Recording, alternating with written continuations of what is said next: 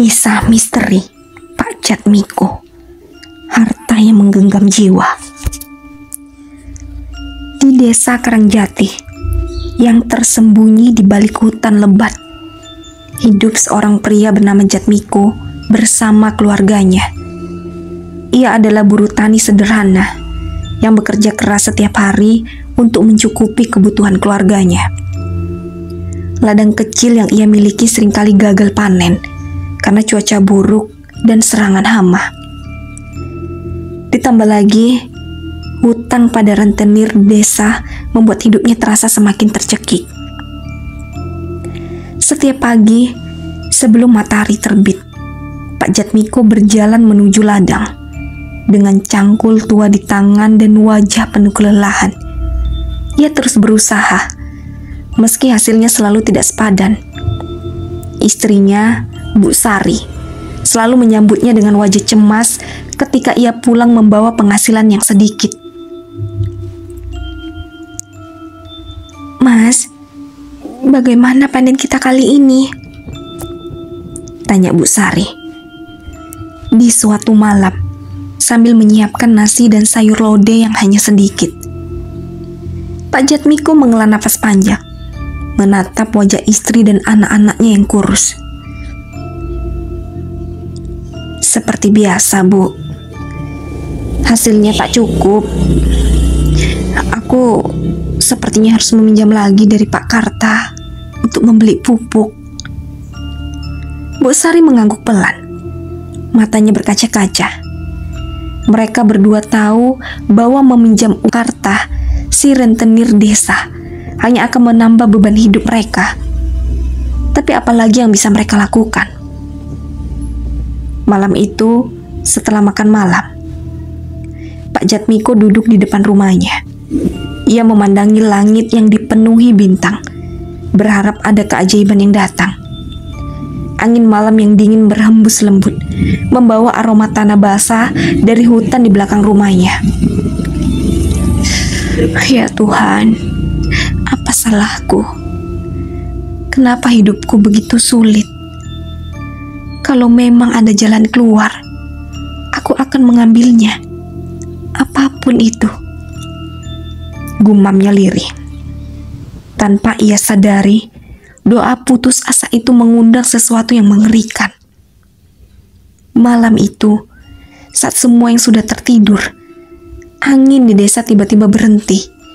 Suara jangkrik yang terbiasa terdengar mendadak hilang, digantikan oleh kesunyian yang mencekam. Pak Jatmiko yang belum bisa tidur tiba-tiba mendengar suara aneh. Suara itu seperti bisikan, lirih namun jelas, memanggil namanya. "Jatmiko, Jatmiko, datanglah ke hutan." Ia terdiam, tubuhnya merinding. Suara itu terdengar seperti suara wanita, lembut namun penuh daya tarik. Pak Jatmiko mencoba mengabaikannya, tetapi suara itu terus memanggil. "Jatmiko, aku tahu penderitaanmu. Aku bisa membantumu." Ia menoleh ke arah hutan yang gelap gulita. Rasa takut dan penasaran bercampur dalam pikirannya. Dengan tangan gemetar, ia mengambil lampu minyak dan melangkah keluar rumah. Hutan Karangjati terkenal angker. Banyak cerita tentang orang-orang yang hilang di dalamnya, atau bertemu dengan makhluk gaib yang menyesatkan mereka. Namun malam itu, Pak Jatmiko merasa seolah ada kekuatan yang menariknya masuk ke dalam hutan. Langkahnya terhenti di depan sebuah pohon besar yang tampak tua dan menyeramkan. Akar-akar pohon itu mencuat dari tanah seperti ular yang melilit mangsanya. Di bawah pohon itu berdiri seorang wanita berpakaian putih dengan rambut panjang terurai. "Siapa kau?" tanya Pak Jatmiko dengan suara bergetar. Wanita itu tersenyum. senyuman yang dingin namun memikat. Aku adalah penjaga tempat ini. Aku tahu penderitaanmu, Jatmiko. Kau bekerja keras, tetapi dunia ini tidak adil padamu. Aku bisa memberimu kekayaan yang kau inginkan. Aku bisa membebaskanmu dari penderitaan ini. Mata Pak Jatmiko melebar. Tawaran itu terdengar seperti jawaban atas doanya. Apa yang harus kulakukan? Tanyanya dengan penuh harap. Wanita itu mendekat. Suaranya semakin lembut. Hanya satu hal. Datanglah ke tempat ini setiap malam Jumat dan bawakan aku persembahan. Ayam hitam. Itu saja. Pak Jatmiko merasa ada yang janggal, tetapi rasa putus asanya mengalahkan keraguannya. Ia mengangguk pelan. Baik, aku akan melakukannya. Wanita itu tersenyum puas, lalu menyerahkan sebuah kantong kecil. Ini, ambillah. Di dalam kantong ini ada biji emas. Gunakan ini untuk memulai hidup baru. Tapi ingat Jatmiko, jangan pernah melupakan janjimu. Sebelum Pak Jatmiko bisa berkata apa-apa, wanita itu menghilang begitu saja, meninggalkan aroma bunga melati yang menusuk hidung. Keesokan paginya, Pak Jatmiko membuka kantong itu dan menemukan biji-biji emas kecil di dalamnya. Ia membawa biji emas itu ke pasar dan menjualnya. Uang yang ia dapat cukup untuk melunasi semua hutangnya, membeli tanah baru, dan memperbaiki rumahnya. Hidupnya berubah drastis. Ia kini menjadi salah satu orang terkaya di desa. Tetangganya mulai menghormatinya, dan ia bahkan diundang untuk menjadi tokoh penting dalam acara-acara desa. Namun setiap malam Jumat, ia harus pergi ke pohon tua di hutan untuk memberikan persembahan. Wanita itu selalu muncul, menerima ayam hitam yang ia bawa, lalu menghilang dengan senyuman puas. Namun setelah beberapa bulan, Pak Jatmiko mulai merasa ada yang salah. Tubuhnya semakin lemah. Ia sering merasa seperti ada yang mengawasinya, dan ia mulai dihantui mimpi buruk.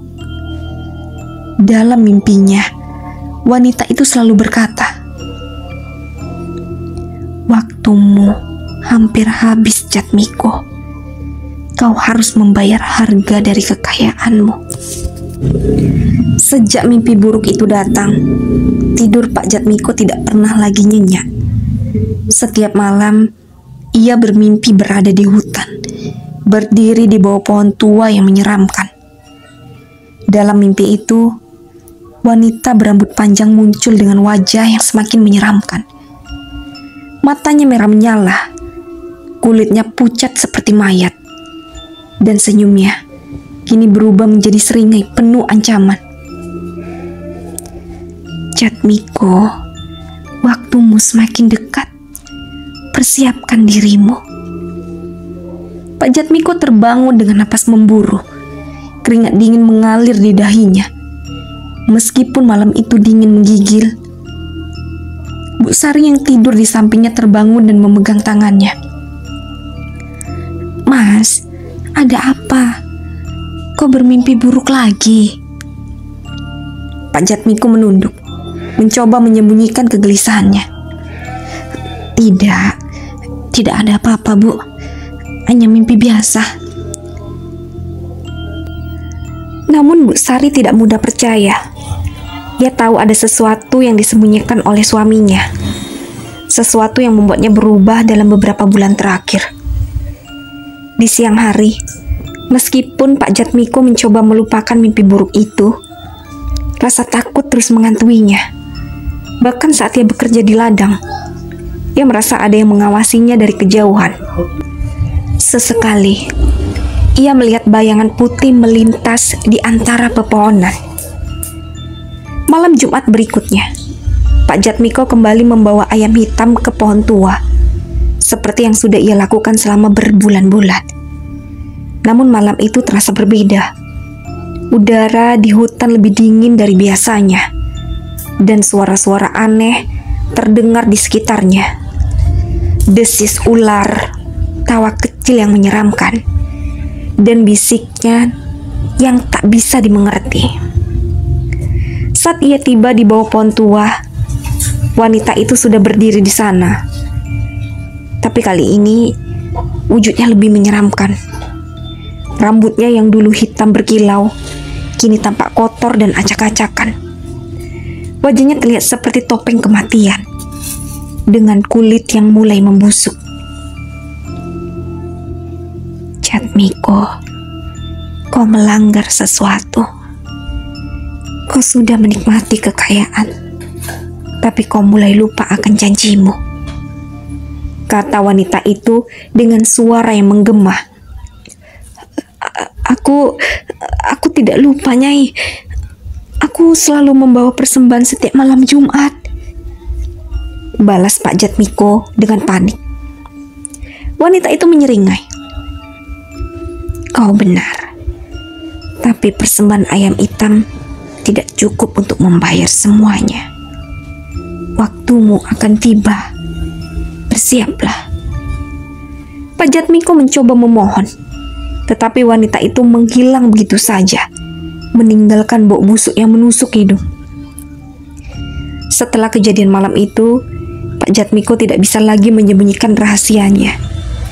Ketika Bu Sari bertanya mengapa ia terlihat semakin ketakutan, ia akhirnya menceritakan semuanya. Pertemuannya dengan wanita di pohon tua, kantong emas yang mengubah hidup mereka, dan janji yang harus ia penuhi. Mas, kenapa kau melakukan ini? Kenapa kau membuat perjanjian dengan makhluk seperti itu, Mas? Tanya Bu Sari dengan suara gemetar. Aku tidak punya pilihan, Dek. Aku hanya ingin kita hidup lebih baik. Aku tidak tahan melihat anak-anak kita kelaparan, jawab Pak Jatmiko dengan air mata mengalir. Bu Sari memeluk suaminya, tetapi hatinya dipenuhi ketakutan. Ia tahu bahwa perjanjian dengan makhluk gaib selalu memiliki harga yang mahal. Keesokan harinya, mereka berdua menemui Mbak Rekso, seorang tetua desa yang dikenal memiliki pengetahuan tentang hal-hal gaib. Mbak Rekso mendengarkan cerita mereka dengan wajah serius. Jatmiko, kau telah membuat kesalahan besar. Wanita itu adalah penjaga pohon keramat.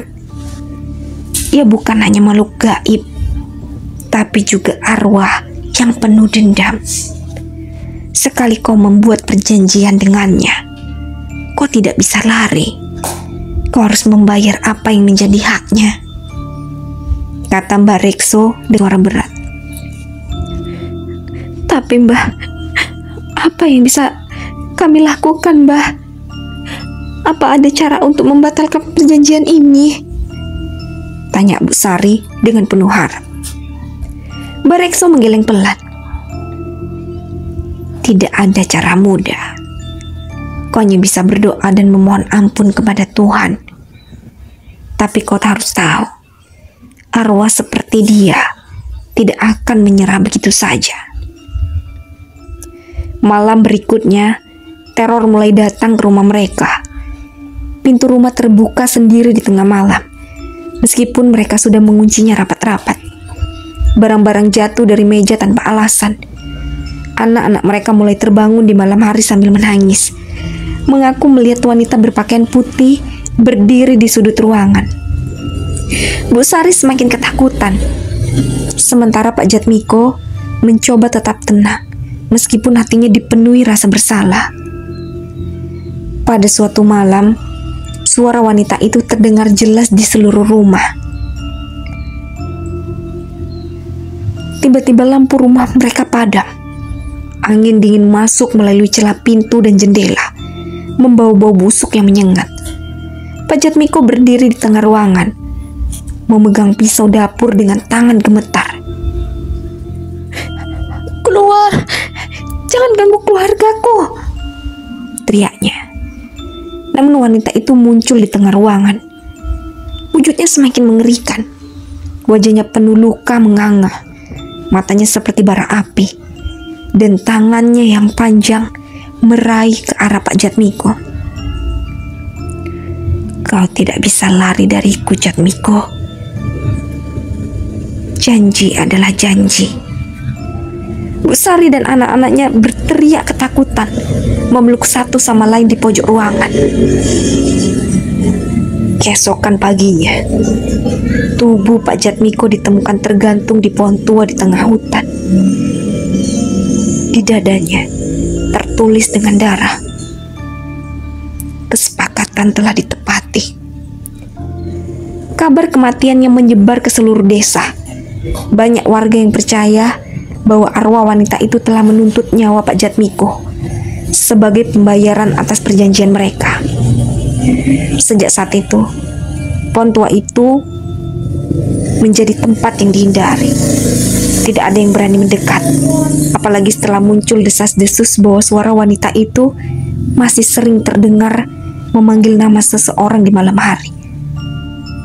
Dan jika ada yang cukup putus asa untuk mendekati pohon itu, mereka mungkin akan menemukan diri mereka membuat perjanjian yang sama dengan harga yang tak terbayangkan. Jangan lupa like, komen, dan subscribe.